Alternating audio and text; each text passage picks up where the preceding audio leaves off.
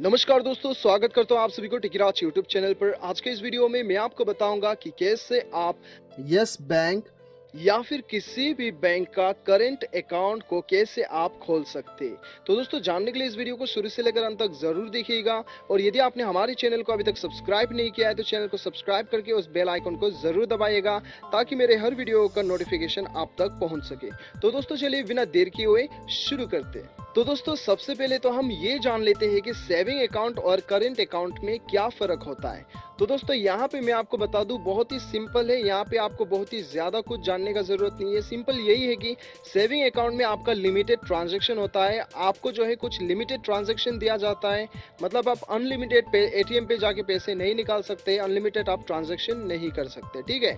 तो दोस्तों, यहाँ पे करंट अकाउंट में आपको जो है, ये करंट अकाउंट एक बिजनेस अकाउंट होता है जिसके अंदर आप जितना भी चाहो ट्रांजैक्शन कर सकते हैं। इसमें कोई लिमिट नहीं रहता है, ठीक है। तो यदि आपका कोई बिजनेस है या फिर जो भी छोटा मोटा बिजनेस है, आप डेली ट्रांजैक्शन करते हो, तो आपके लिए करंट अकाउंट बेस्ट है, चाहे आप जो भी बैंक में खोलिए, ठीक है। तो दोस्तों, ये जो है यही आपका फर्क है सेविंग और करंट अकाउंट में।